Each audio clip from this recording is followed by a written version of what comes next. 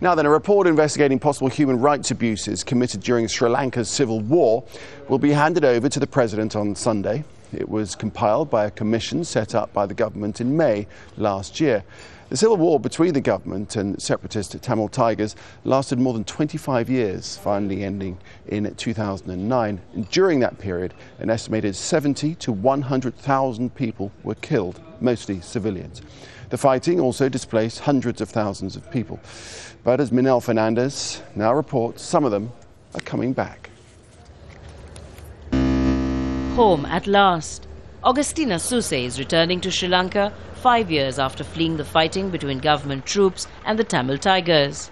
After living in refugee camps in South India, which house around 70,000 Sri Lankans, she is happy to be back.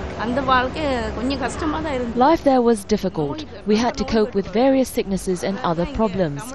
We won't have that in our motherland now that the war is over. The family is among the latest group of refugees to return through a voluntary repatriation program run by the UN refugee agency UNHCR. It has helped over 4,000 displaced people return since the end of the war in 2009. There was some apprehension among the families about how they would be received. After a lengthy debrief by law enforcement officials away from the cameras, they were allowed to claim their belongings.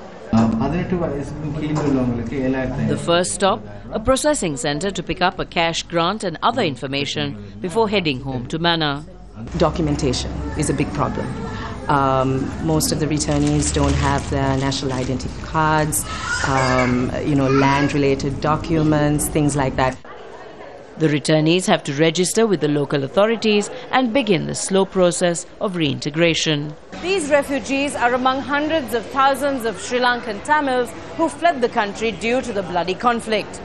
Now they come back to a country ravaged by war, but on the slow and painful road to recovery, hoping they've made the right choice. For Augustina, the homecoming is more poignant because her sister Nirmala is also returning with her husband after 21 years away.